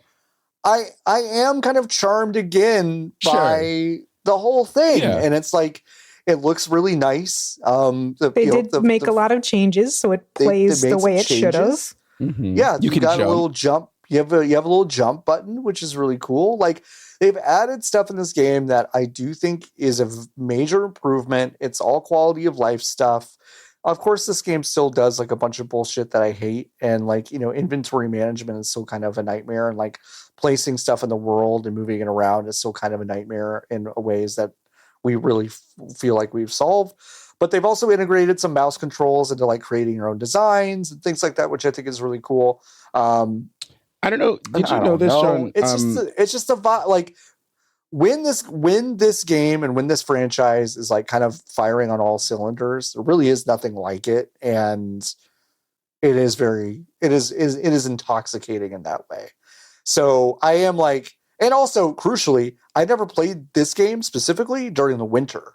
And so it was kind of fun to have the flyover, the snow is on the ground, you're kind of doing some stuff. So I was like, because I never stuck with this long enough. I played it through the summer, maybe into the early fall, then I stopped playing and I never really picked it up again. Really broke the illusion for me as a kid playing it in the winter. Yeah, it's real Animal Crossing 2000. Because I was like, "What the fuck is this?" Because I thought I foolishly thought that it had been basing it on like where I lived somehow. Because I was 4 or whatever. Is this white stuff? Right? Why is it snowing? Oh, and then when you play on Halloween, spooky, scary. Spooky, scary. Love okay, that. I just bought it. Yeah, $5. Listen, if you already own the original game, it's $5. It's a $5 up. $5 is $5. $5 is $5. Listen, I will say this. In Nintendo world, that's why I was kind of like, this is a major update. Yeah. And it's like, it I'm not going to say it feels like a new game. It crucially doesn't. But if you're like me, who has not really picked this game up in 5 years, it does kind of feel new. And it's like, oh, it's $5. It's easy. So. Yeah, no, I thought it was going to be $20 because they are usually $10 to $20 more. Correct. Yeah. But no, this one was only $5. So shocking. So yeah, I've been playing that, and God, the music in these games are just so fucking good. Just every single time. Just so good. Just so good. So I've been enjoying that. Love rain version. I know the rain Anytime version. There's a rain version. Yay! It's so good. An Animal Crossing animal. Bear. It's Barley Bear. Hi, Barley. Sweet little baby. He's so cute. Just bite her. No, don't eat me. Nikki, you started playing Angeline Era. Yeah, the demo. The sickness is spreading. It's delightful. I don't think I have any big ideas about it yet. I'm glad that I think it's really cool. This is what these games looked like in my brain, and then whenever I go back to them, like look and played like this PlayStation 1-esque vibe, this is what they looked and played like in my brain. And then when I go back to them, which is like really a struggle for me whenever like this, like the nostalgia tilt, I think that a lot of, especially like when I was at Giant Bomb, like it just never really clicked for me because I was like, I know what video games can feel like now. And in the past, so they really did not feel They did not feel good. that way. Yeah. So this feels modern. It feels like a person has made it in the year of our Lord 2025, 2026. Yes. But aesthetically is the thing that I'm kind of actually yearning for and reaching for. Yeah. So that's delightful. Yeah. Also, music good. Music very good. Music good. Music good. I'll have more ideas and takes on it next week. But yes, that's a good one. You also went to a concert. Yeah. I went to go see this band called Goldtooth, which was delightful. I did not know who they were before I purchased the tickets because they were $15. And it was close to my house. And I said, yeah, I'm not doing anything on Thursday. Sure. So I went and I listened to, there were 3 acts in the card. And then I was like, I don't like the first 2. So I got there. Basically, like I got there when the second match of the card was happening, and then they did their last song, and then they hit their finisher. They hit their finish. They literally hit their finisher, and then I was like, okay, now it's time for me to go into the room. I can't tell if it is this venue. I've seen 3 shows at this venue, and they all have kind of been weird in different ways. And I can't tell if this was because it was a $15 show on a Thursday and the vibe was weird, but I don't think people know how to go to concerts anymore. No, is what I'm realizing. Not. And it's like, I was the closest for, again, a band I've never heard of. There was like in between the stage, like the lip of the stage. This is a small venue, like maybe 500 or 600 people, standing room only. Maybe not even that, maybe like 400. Anyway, there was like a 5.5 foot gap between the front of the stage and then the next people who were behind me. Like I was at the front of the stage. Yeah. And then there was this weird like gap where people were, it felt like they were afraid to be close to the stage. And then the entire show, like it was not a long set. They don't have that many songs. It was like maybe a 45-minute set. There was like a mild hum of chatter the entire time. And at one point, the lead singer is like, y'all gotta shut up. And it didn't, like, nothing happened. And I was like, this is crazy. Like, people were just talking. And I was like, why are you, what's the I was going to say deal? that's the modern audience. And then it kept going. I don't know what the fuck that was about. It was so weird. I mean, I do think, again, God, I've sounded get so old on this episode. like so much. But you're right. Well, folks, where can we open Steam? How do I open Steam? But legit, like, people don't know how to fucking behave anymore. No, it's weird. So weird. Especially for concerts, because the thing is, I'm the problem, but I'm very consistently the problem. Movies is strange. Like movies too. Because movies is obvious. It's do nothing. When I lived in Austin and I would go to Alamo, I used to get annoyed that Alamo was so fucking. I remember you talking about this. I was like, you better not open your phone or we'll smash it and Danny DeVito will shit in your mouth and like stuff like that. And now you're like, where's Danny DeVito? Shit in this guy's mouth. Fuck is it? Like shit in this guy's fucking mouth. He's got his phone. He's having a loud conversation with the people he's with during the fucking movie. I'm like, they were right the entire time. Yes. And the irony is that they're doing away with it. They're allowing phone ordering on Alamo Draft House. That's crazy. They won't let you write a ticket down and put on thing. You have to order on your fucking lit up phone during the. So they're firing a bunch of their minimum wage employees. So they're buying a bunch of minimum. Yes. Because why else would you do this? That's the whole point. Is that at Alamo you won't be bothered, and also you have food. I read the story and I was just like, we don't know how to behave it. We are absolutely rewarding bad behavior by allowing these systems to basically go away. And it's like, no. We don't need politeness, or we can just film each other in public. We can just talk during a concert. Yeah. We can just be on our phones during movies. I'm just like, you guys need to get your fucking shit together. It was so strange. Like I thought you were going to go a different way with the concert, especially when you mentioned like a lot of people not being at Barricade and stuff. Cause I was like, I'm the type of concert goer that everybody except for a house DJ kind of doesn't want as their audience, where I'm the person who likes to sit in the back and do nothing and stare off into space. Totally. But that's what I'm saying. Because that's my personality and that's how I am. And any kind of concert is going to have a certain amount of those people who are going to pay not a huge amount of money so that they can sit somewhere, or inversely pay a shitload of money so they can sit down. Yeah. But I'm like looking now and I'm like, where are all the other people that are supposed to be here? Because that's just supposed to be a small group. Yeah. No, you're so right. And now there's no one in the middle. It's so weird. I'm like, why can the DJ see me from 50 feet away? They're supposed to be like 20 people directly in front of me. Yes. It's so strange. Like, I think, like, going to concerts at the peak of my concert going time, which is between 2004 and, like, 2008.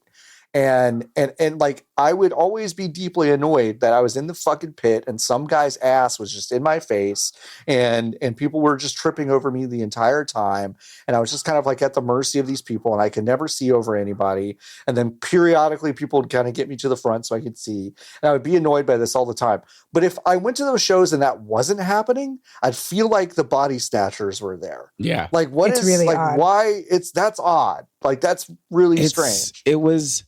I was like really confused, and it didn't really hit me until I started to leave, where I was like, wait, like that's crazy. Like that's crazy. That's weird. Like the behavior was so odd to me. Anyway, it was a delightful show. Really fun. Well, that's good. I'm glad it was a good show. I want to go to a local, but unfortunately, I like electronic dance music, and the doors open at 10 p.m. Yeah, it's that sleeping time. Yeah, and I'm like, I'm so old in these boats. Yeah, I don't know. Downtown at 10 p.m. Yeah, their set did start at like 9:45, 10 o'clock, which was only viable to me because I walked there and back to my house. Right. I think I'd have to take an Uber driver. Yeah. That's different. Uber Japper. Uber Japper. Lotus, you played something called Type Help. Yeah. I'm the Austin Powersman.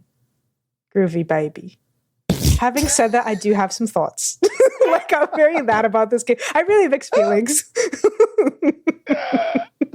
Groovy baby. Yeah. But I do have some thoughts. So this is another database thriller text parser game. I'm playing it right now. It's an open. No you can play it right now. You can play this on phone. Can you believe that? That's fun. They have game on phone? You can play this game in browser on phone. Whoa. So yeah, it is a text parser. You just type stuff out. I became more aware of it because it is being 3D remastered in the same way the Root Trees Are Dead was by the Root Trees Are Dead 3Difiers into a game called The Incident at Galley House. And like the first thing that came to mind was like, especially because I've played Kinophobia now, that game should never have anything else added to it except perhaps an ambient track. It does not need anything else. So when I found out that there was another text parser mystery game, I was like, well, why are they making it into 3D? That's curious to me. So let me play this version of it, and then maybe I'll play the other one. And I do think being 3D would be helpful for a variety of reasons.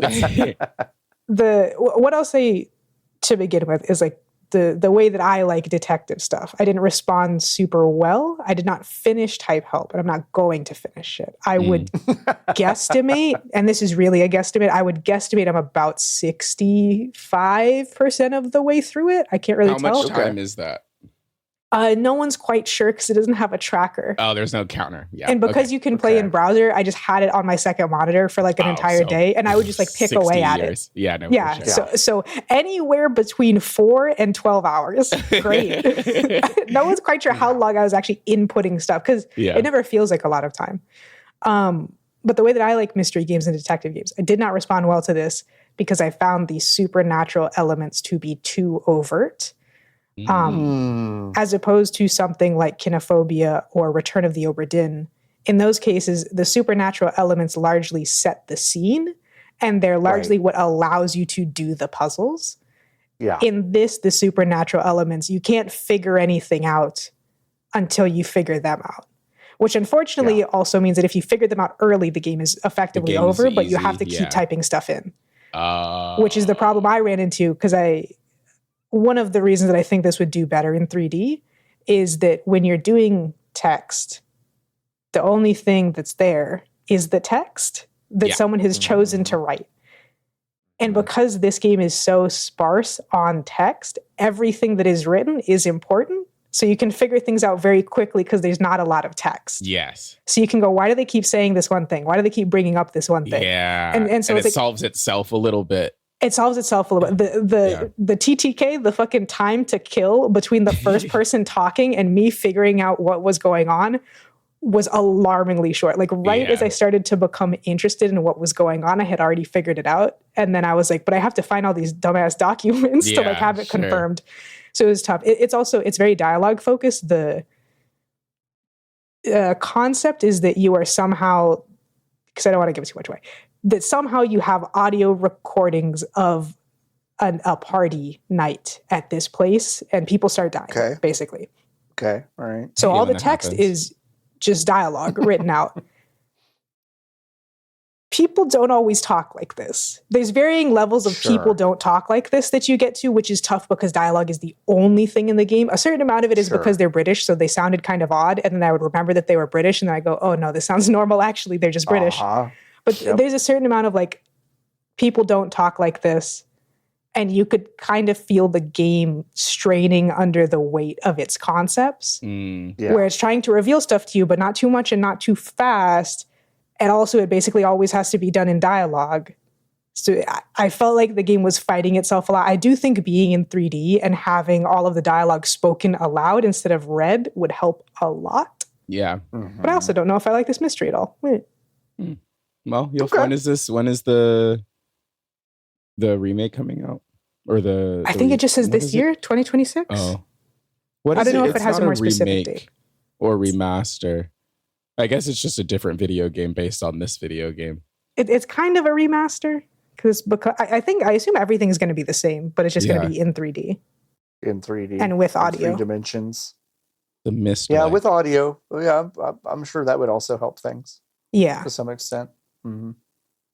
Okay. All right. Well. Okay. Other people might like it more than I did. Right. But you just didn't like that it was so overt with its supernatural. Yeah, the solving the mystery I did not find satisfying, which like with this kind of that's kind of the deal. Like an epistemic narrative video game. It's not like a book where the epistemic part is like I am learning things along the way, and if I guess it, that's fun. But the way it plays out is interesting. A video game exists to be played, not necessarily finished, but played. Yeah, and a book does not exist to be figured out. So it's like it just didn't quite come together for me. Yeah. All right. That's fair enough. Also free folks, though. It is also free. It is free, and it's like $3.99 over on itch.io. It fires up real quick on your browser, and you just get right in there. Works in any browser, and I mean, I'll probably check out the new version and see what the vibe is. Yeah. Let's answer a few Hive questions before we get out of here. If you go to discord.gg/VGBs, you can join our free Discord server. And if you go to vgbs.com/join, throw up the banner. You can join the Hive and support us. It's the only way to give us money. We don't put dynamic ads on anything. We did get folks. I will say this. Folks. To get a big old message from Captivate, our podcast sponsor, our podcast platform, that did say, "Get ready, we can put some ads on your shit this year if you want. We should put some ads on your shit this year. We should. We'll become rich. We're gonna make some money, folks. The CPMs are gonna be so fucking high. Like I'm gonna hold y'all hostage. We need more money. The CPMs are going to be so high because we're going to get maybe like $3 to $4 million per episode if we flip that switch. I know if we flip that switch, so, 3 to 4 mil per episode. And it's just a couple of ice ads. So I don't really understand. It's just a couple of ice ads. They're going to tell you how to get a $50,000 bonus. All you got to do is listen to 2 full minutes of Christy Nome talking to you. And we'll get that sweet money, and that's all there is. I am kidding, folks. Go to VGBs. Well, actually, I'm not kidding about the Captivate.com people being like, not the first sentence. Hey, do you want ads? Yeah. Do you want ads? They did ask me, and I was just like, let me know what the deal is, but we're probably not going to do that. Yeah. But I will say, give us money. Give us money. VGBs.com/join. I'll buy another Peloton. It'll make that decision not to put ads on there so much easier. Okay. If you go there and go to the Hive section, you can ask us a question. Jason asks, does a horror game need to be scary for it to be a horror game? No. I think this applies to every medium. Wuthering Heights isn't scary. Mm-hmm. People will try to tell you that's a romance book, by the way, which is crazy. It's not. It's super crazy. Not. It's a gothic horror novel. I mean, I think, did we talk about this recently? Games don't really use normal genre signifiers. They use sales genre signifiers. So if you're talking about a horror game as in a unit that you would purchase, then I guess maybe they do have to be scary because that's the point. But if you're being normal, then no. That's not what horror necessarily means. It's more of a theme thing. I think you can have like elements of it that are, quote, horrifying without, I would classify it as scary, if that makes sense. Yeah. But it's got to have horror elements, but I don't think it has to be like scary. Jason also asked best Muppet. It's a great question. I think we've answered this before, but I do feel like for me, it changes.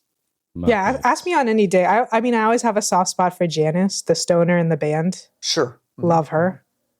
Merritt got in trouble over Janice. Yeah. That's right. Like I've gotten a lot of trouble over Janice. Don't worry about one of the funniest things. I think I was ever like alongside. I forgot about that. Came into work one day and was like, everybody's mad at me because I was mad. I was mean to the Muppet. Really fucking funny. Yeah. Buns and Honeydew's really good. Love. Yeah. Remember when they had the thing at Disney? Yes, I do. And they would roll around. Beaker was good also. Wherever he is, dead probably. What is the shrimp's name? Pepe. Oh, the King Pepe. Kong. Pepe. He's great. Pepe. I like Pepe. I like Gonzo. I like Pepe. Love Gonzo. Underrated Gonzo's chickens. The ladies. Yeah, Gonzo's chickens. Wives. The ladies. Yep. His wife. It is also. It's hard not to say Kermit though at any given time. Yeah, there's a Kermit's reason he's the lead.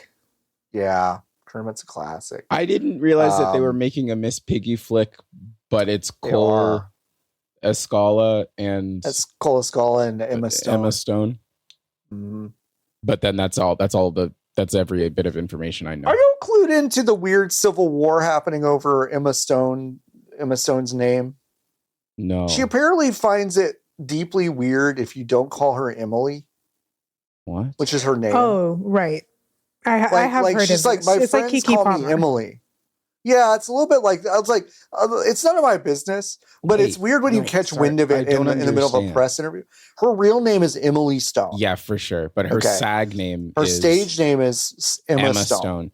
So people. But now it has kind of become a topic of conversation during press junkets a couple of times. I see. That her real friends call her Emily.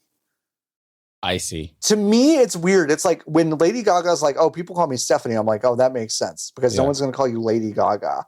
But for whatever reason, the jump Clearly you're not enough of an ally, John, because the things that I call my friends. I'm like, yeah, Gaga, of course. Yeah, that's Gaga. That's crazy, John. No, but to me, I kid. To me, I'm just like, the jump from Emma to Emily of being like, oh, like, I don't know. It's just, it's a weird. I couldn't do it. It's a strength. I get it when the stage occurs. Emily Stone. Kiki Palmer's one that I actually have like, ooh, once I found that out, I feel bad because Kiki's not her real name. Right. But a PA or something, when she was a child star, heard her mom call her Kiki because only her family members call her Kiki. It was like, that's so cute. That's your name now. And so now it's no longer this personal familial, like that. That's weird. Wow. I had no freaking idea about this. Oh, really? Yeah. That's crazy. Yeah, that's crazy. Yeah, so I kind of get it. A name's a very personal thing. Why it's being brought up at press junkets is a mystery to me. It's weird. It's odd. Yeah, it's kind of strange. But still. Instinct behind it is totally normal. Yes. Taylor asks, I'm going to be at my first media badged trade show next week. E3. What's some press room etiquette I should know? Don't fart in there loudly. Don't smell like the GDQ arcade. Take a shower. Yeah, like Taylor, I know this is not an issue for you, but like don't smell bad. Yeah, no, you'll be one of the only people. You're already ahead of the curve. No, it's so regular. If you're thinking about etiquette, I'm sure you'll be fine. Yeah. Be normal. Yeah, great. Be kind. Honestly, that's the fact that you asked that question, Taylor. That's. I think if it is not clear, here's one that I will seriously give. If it is not clear somewhere in the room what the Wi-Fi password is to connect specifically to the press room's Wi-Fi, just ask someone.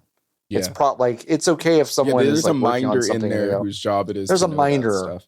Yeah. The PAX media rooms are, the other media rooms I've been into, they usually they're pretty good about explaining to you what services they provide. Yeah. And now listen, the services that they provide are chair, table. Mm-hmm. Mm-hmm. So it's like, it's fine. It's fine. Yeah. Yep. Sawyer asking, do you consider yourself a tank, a healer, or a DPS? It depends on what she's into. Stupid. Fucking stupid. In our many League of Legends and Overwatch conversations, it's a really good answer. I have mentioned I exclusively play Phil, so that is my real answer. Yeah, no, I think, yeah, same also. Yeah, I've always played Phil, but you usually kind of end up on a support Yeah, no, exactly. But I do love to hurt people. So if I play support, it's with the intent of causing harm. Yeah. Mercy has a gun for a reason, you know? Yeah. Sawyer, I'm a Especially classic nowadays. switch. I'm a classic switch. Anyway, Blackjack asks, what are the best and worst vacations and or trips you've ever taken? Worst has to be just some family thing where everyone was not feeling it. I can't think of a specific one, but just blanketly just bad. One of them. Just honestly, I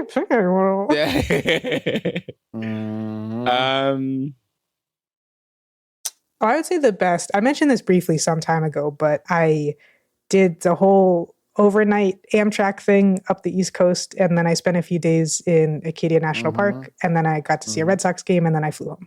And that was very nice. That's great. That's fun. And I was alone, which was kind of nice. That's weird, but kind of nice. No, that sounds nice. Worst one, I went to Austin in 2019 with my partner at the time, and we had a fight in the back half of it, and then it was pretty rancid from then on, which is tough because we were having a great time prior to the fight, you know, of course, as it is. Terrible. Best vacation, I think going to Australia, New Zealand was delightful to me because I hadn't taken that big of a trip by myself before. And I was with a friend for a good chunk of it, but like I was like, oh no, I've made the big decision to go leave the country for a calendar month, and it was delightful. Like I had such a good time. I do think something unlocks in your brain when you at no point was I counting the days down to leaving, which is a problem that I kind of encounter every time I go on vacation, where I'm like, well, I know I'm only here for 4 days or whatever. And then the entire time I'm like trying to maximize every day. But there were days because I was there for so long. And I think like this has obviously influenced the rest of the trips I've taken in the years since. But like there were days where I was like, I don't feel like doing anything today. And I didn't. And it was fine because I had like 38 other days to do stuff. And now even if I go to a place, I'm like, oh, if I don't feel like doing anything, okay, awesome, cool. I don't have to. So yeah. I probably the worst trip I've ever been on was in college when I went on a group trip to Spain. Yeah. And I went with my partner at the time, who did end up eventually being my first spouse.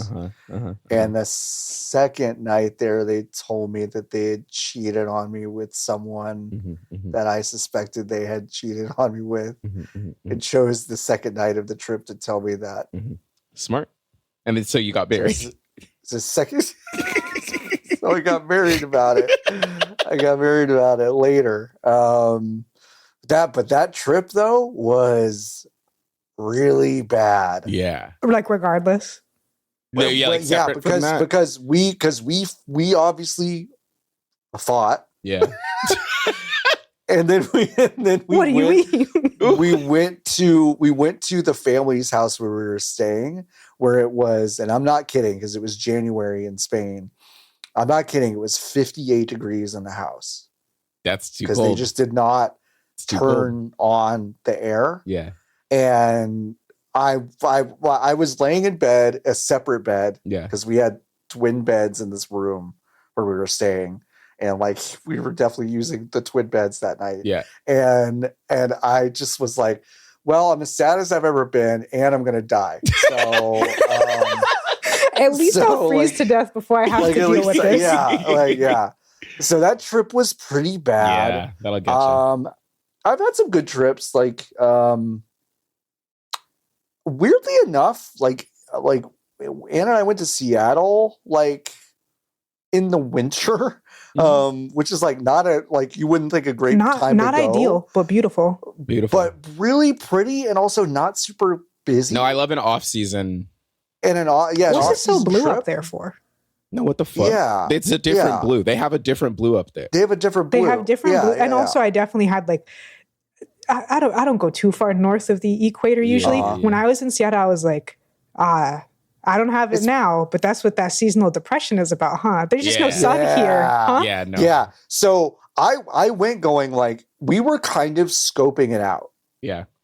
Oh, maybe we want to go like move there. I was going for work, and I was like, ooh, no. I was like, I love it when it rains. I feel so creative when it rains. That's what I was thinking. And like by the 5th day, I was like, I haven't seen the fucking sun in 5 days. Like, this is crazy. Like, I haven't seen the sun. Yeah. All I'm hearing is ravens. Yeah. There's no sunlight. The air is blue. It's weird. It's weird. It's weird. But we had a really good trip though. It was a really fun. Yeah, short amount of time is fun. Ooh, when I went there, I got to see, they had the Leica Studios set up at their little art museum. So I got to see like the big Coraline mansion and stuff. That was fun. Like in person. So it's small, but it's big. Small, but big. Small, but big. Big, but small. Big, but small. A couple more questions. What's your favorite driving in a video game? Asks Maca Brett. Takeout. Takeout. Blur. Takedown 3. Loved Blur. What? Takedown 3? John, are you okay, brother? No, I'm not. Burnout 3 Takedown. Thank you so much. Jesus you got there. Fuck. Wow. Sorry, Lotus. Blur is a great answer. We just needed John to great finish. That's okay. I just like Blur. And I love that song that they play in the beginning, which is called Smile ? By the Crystal Method. It goes do do do do do do do do do do do do. True. And then it just keeps going. Blur all time. It's so crazy that we got Blur and Split second, kind of in the same. I thought you were going to say window. Blur. Listen, we had Brink. All three of them. Listen, the driving in Brink is so fucking good. I don't know. Forza. I think about like the way that Forza Motorsport 3 feels like kind of a lot. I've lately been trying to figure out hobby. And I'm like, there's a part of me that's like, what hobby? What hobby is? Hobby. Part of me is like, do I want to get into sim racing? And I think a little bit of me kind of does. And I think it would be kind of fun. You can be like the rally girly on Instagram. Literally, I saw I love her. I was like, wait, this is like an actionable skill that I think I kind of like. I feel like I have an affinity for. Would be fun all we to need learn. to get you is some pallets lying around, and we can build you. And that's it. We can build me a little fucking rig. So I've been thinking about that. Which is to say, I was thinking about the way that Forza Motorsport 3 felt a lot. I think that game is kind of incredible. It's my 3rd favorite racing game, I think. I couldn't tell you a damn thing about the ways that, like, about the driving in Gran Turismo A-Spec, even though I think that game is maybe perfect. I couldn't tell you about the driving dynamics in that game. So I do kind of want to figure out how to get it running so I can play. But the original Forza Horizon, like, that's how I learned how to drive. Like, actually, is like I learned how to drive in that game. I love that. So I have a very soft spot for it, and it's because the game was like grounded differently than the more recent ones are. There was cool dumb shit. You were doing big jumps and stuff, obviously, but it was like part of it was you were driving through regular ass suburbs. And there was a freeway, you know, like it was the scope of it was kind of small. So it felt expansive and also like a really good one of those simulations. So that's my long answer. That's a good answer. I like that. Burnout 3 Takedowns is just the best of those games. Just like, I know. Yes, it is. People are like, Paradise. No, it's not even close to being as good as Takedown. It's just like you can do. There's so much to do in Paradise. It doesn't like, but that doesn't like. Yeah, that's like saying, well, there's so much to do in Assassin's Creed Origins. No, for sure. Like I know there is. I know there's. Yeah, I know, but that's not good. One of those games has Girlfriend on the soundtrack, and the other one doesn't. So that's God. What if fucking Origins had that on the soundtrack? God, you climb the pyramid. And when you climb the pyramid, it just starts playing. That'd be so fucking fine. Ubisoft is so cowardly by not doing anachronistic stuff like that. They should in these museum games or whatever that they keep making. All right, Blackjack Attack asks, "What's the best singular item you can order at Taco Bell?" Baja Blast. Wow, I love battery acid. I do love. We've said this before. I drank it once. I was like, this tastes like awful chemicals, and then almost immediately was like, but I crave another sip. I love awful chemicals. Yeah. Okay, so I'm looking at the menu. I didn't know the quesarito was back. Quesarito is back. I need to go back. There was some stuff on the menu there now that I'm like, oh, they've got little churros now. Mm-hmm. Huh. Very hard. Oh, I did not like yeah. them. That sucks. I love the cinnamon I like twists. the little. Yeah, I like the little cinnamon twist, like donut. Oh, the cinnamon hole delights thingies that they have. Yeah, I love those. Okay, they're those pretty good. Yummy. Yeah. 5-layer burrito, except you take the beans out and then no nacho cheese. So I guess it's actually not really that many layers. It's not really. So a different thing. So kind of a different thing. Yeah. I just don't like the nacho cheese. I don't fuck with nacho cheese. I don't know what it is. I like plastic cheese with their weird French fries they have. Because I would say blackjack, the singular best time you can order at Taco Bell is their nacho cheese. I just like dipping chips in it, dipping the fries in it, dipping your chalupa in it, dipping your double-decker taco in it. Yeah, like I think it's all good. I love the nacho cheese. I love it. It's really good. My Hero Zero asks, have you ever had anything break in the dishwasher? Break? Yes. No. Yeah. Yes, I have. Yeah. At my last place, something broke, like a glass. I had a champagne flute, which you're really not supposed to put those in there. So but I did. That. Yep. It's fine. It's my fault. That's okay. It's good when the broken glass goes down the drain too. The machine loves that. It's super good for the machine. You know what rules is when you break a glass and you have a dog. Yeah, that was super cool. It's so cool. It's so cool. They're just like, what if I ate all the glass real quick? Yeah. What if I ate all the glass as fast as I can? What if we went to the vet right now? On Tuesday. It's crazy. On Tuesday, I still do not really understand how this happened. On Tuesday, we had a glass pie dish. And I guess it was up on the upper shelf in our kitchen. I don't know what happened, but I was in the kitchen and I turned around and it fell from up down, hitting the ground, shattering, exploding. Scared the shit out of me because I was not expecting the object to fall from the sky. I was grateful that I had stepped away because otherwise it would have fallen directly onto my skull and it would have hurt probably very badly, but it wouldn't have broken. So that would have been nice. You don't think? Nah, maybe. Who can say? I have a soft skull. Many people are saying. But it shattered into a million pieces. And I was like, I hadn't broken anything that big in a minute. Like I'd broken a glass. Like I kicked over a glass and been like, oh, whatever. Like it broke. There are two pieces here. It's the glass and then the chunk of there was so much shrapnel all over. Like it had flung into the living room. Like through the window. Yeah. Like we have a cutout in the kitchen. And it fell down off of the counter onto the ground, but there was glass up and over the counter 10 feet away. It was so shocking. Like I was stepping in glass like the next day, because I wear slippers inside, but I was like stepping on glass and I was like, oh shit. Like I thought I got all of it. Didn't. Yeah. So we found a piece of glass in our carpet last night from something we broke 3 months ago. That's crazy. Yeah. Scary. It was nuts. It'll kill you. Really scary. Yeah, it'll kill you. Couple more. Vash asks a great question. What's a snack you can't find where you live that you'd love to have right now? I followed this woman on Instagram.gov called Grocery Obsessed. And all she does is go to H-E-B's in the Austin, Texas area and also attend snack conventions.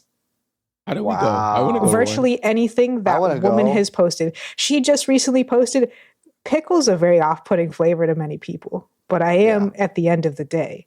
Latin. So there were these like, it was like the, not Sour Punch straws, but like the rainbow bacon thingies. Do you know what I'm talking about? The other Airheads thingies. But they were like pickle flavored and sour. Ooh. And I said, that sounds interesting with chamoy. Okay. And then there was some kind of banana bread flavored chocolate covered pecans. Yeah. Okay. I want those. We can go to the Sweets and Snacks Expo in Vegas. It's on May 19th to 21st. Let's go. Let's see how much it costs to attend. I'm an attendee. Well, we're media, right? Of your browser loading and unloading. No, we're media. We're media. We'll definitely talk about it. Yeah. Okay, I'll fill this out. All right, fill it out. Great. Perfect. Let's go. That's May in Las Vegas. How hot could it be? Not as hot as it is here right now. Maybe not right now, but I think I can handle it. Now. I'll go there. Okay. The humidity will be 25%. And I'll be like, ooh, it's not even hot today. It's not even hot today. Yeah, it was 80 degrees today. It was delightful. Yeah. What's the snack that I can't get where I am? You know, I have to say, I feel very blessed. Texas is like a pretty good. You can get a lot of shit. You can get a lot of stuff in Texas. So I mean, I miss being able to go to most grocery stores and getting a mango cart. That's about it. But like, I think that the only real answer I have is fruit cart. Yeah, that's real. No fruit cart. No fruit cart. Yeah. Which like Lotus, like that doesn't make any sense to me. That's crazy. That seems crazy to me. Yes. Like Texas seems like a really like we would go crazy. You ventured enemy territory. Yeah. That's odd. I think fruit cart would be. I think it would do well in Texas. You go to your local HEB. Do they have Caldo kits in the thing? Yes, they do. Yeah, because I would feel very strange if you had neither. Neither of them. No. Yeah, no, that'd be weird. But yeah, I think that's. I don't think I can drink Mango Cart ever again because I think I drank too much of it during lockdown. Like I don't. Like I just. Now, Nikki, don't. That might be true for me. I might pop one open now and be like, oh no, like this is taking me back like Animal Crossing. Yeah, no, like I don't think I could do it. Like I drank so much of it during lockdown, that I think it would maybe make me sick. The one I definitely can't get is spicy mango, which I actually liked a lot. I don't think I remember that. I don't think I ever had that one. There was also like cucumber mango. Cart. There was a green. Yeah. No, the green one was melon, right? That was melon, yeah. And then there was a red one. What was the red one? There was a pineapple. There was a pineapple one too, I think. Anyway, I don't know. I wish I should just make tortillas. Yeah, but I wish I could just get better tortilla. Like I went to a tortilleria near me, and the tortillas were fucking bad. Like I was so pissed off. I'm going to say something insane. LA's tortilla game is fucking bad. Yeah. It is not good for the most part. The best. If you go to, actually, Nikki, okay, this is actually really important. You should just go to La Azteca. Like, take a trip to the east side and go to La Azteca. They do the chili relleno burritos. And you could just buy like a 12-pack from them. Like, it's not on the menu, but they'll just sell it to you. Okay. They have the best tortillas I've had. In That's LA. good. I think the best tortilla in LA is at Casablanca, which is in fucking Venice. Yeah. But I'm not going to Venice. Not going to go to Venice. Oh, shit. No. I got to go to the west side to get my fucking Peloton. Your nails look great, Thanks. by the way. They're very nice. I got to go to the west side to go to Peloton to get my Peloton. Oh, yeah. Go to I go to Casablanca tomorrow. Yeah. Do that. My life has Problem changed. Solved. Life has changed. 2 more questions. This is a long one, but sometimes I like a real advice question. Yeah. Advice for the modern era. Sphinx asks, is it reading into a random statement too much to consider that your work is not going to promote you? Okay, background. I was supposed to be promoted in December 2024. Boy, that was a long time ago.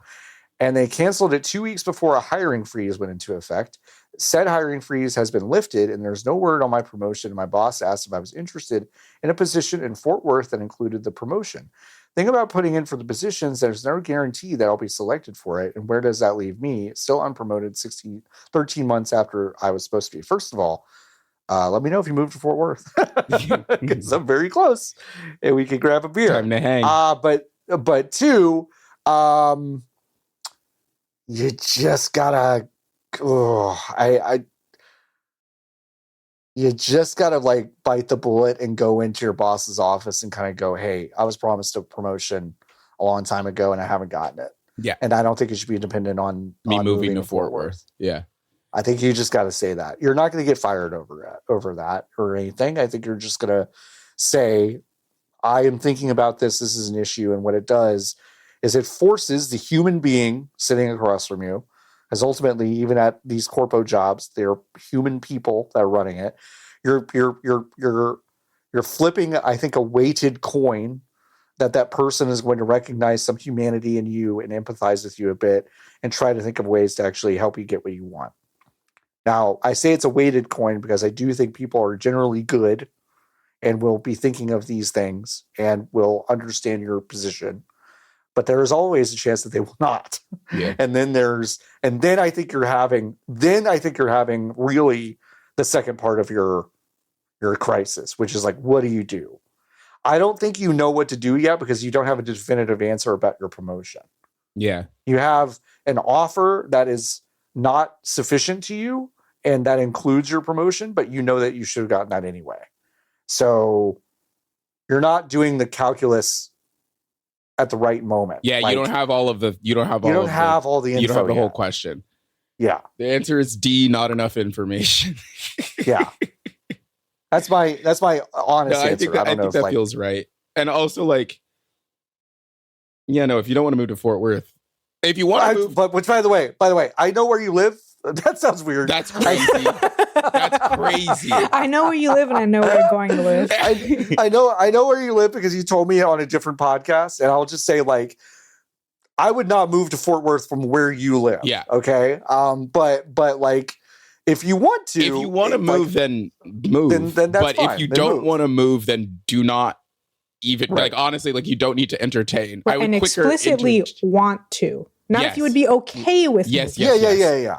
No. If you're psyched about being able to go to the stockyards at 4 p.m. and have a beer and see some longhorns and stuff, like that's cool. There's no judgment. But it's like again, unless you want can't stress this enough. I know where you live, and I probably wouldn't do that. Yeah, I just think it's like if that's not a thing you want, you don't need to be forced or pushed into it. Yeah. I would quicker look for something else than I would, which obviously, it's a great time to look for work. Great time. Is I would quicker look for something else than I would consider uprooting my life and moving some great distance to a different state about it, So. Yeah. Yep. Hope you like our answers. Thanks. Yeah. Let us know how it goes, please. If you feel comfortable. That's all. God, please don't come back in a week and be like, well, I was fired when I asked about my promotion. Oh boy. Oh, brother. Good luck. All right, one final question. Fix your heart or die. Live. Thank you so much. He knew milk was Elmer's glue.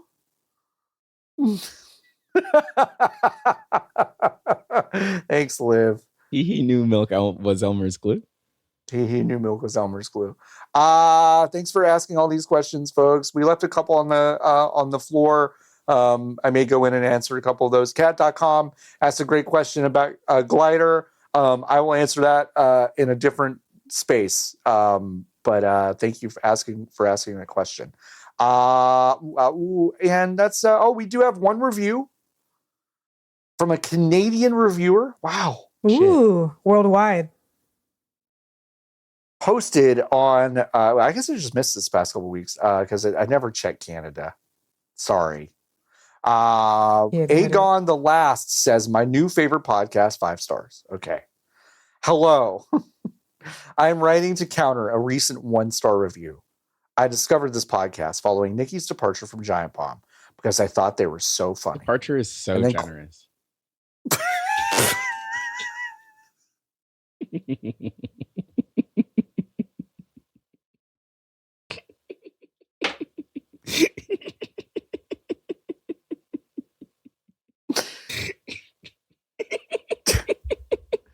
They asked the man in the electric chair, do you have any final words before your departure? You said no. I said no. I don't. Good, I'm Gucci. Because I thought they were so funny. Then I quickly wondered who is hilarious, who their hilarious co-host John Warren was. Fast forward a few months, and both VGBs and If You're Driving, Close Your Eyes have become my favorite podcasts. Wow, thank you so much. Thank you so much. That's very kind. Really, it's very, very kind. I love coming in and saying, hello, I'm here to counteract a negative review. Here's the rest. Here's my real review. Here's my real review. Hi. Fuck you. Also, great job. Yeah. Thank you so much for that review. Appreciate it. Do y'all have anything to plug? Lotus does. I do. Yes, you do. I will be making my annual Indie Games Coming Out in 2026 video soon. Yay. Shortly. Great. Yay. And accompanying article, because sometimes it could just be email. Real. Sometimes it could just so be real. email. Sometimes that's I so already real. write it, so yeah, I might as well just post it. You might as well just post it. That's two contents for one content.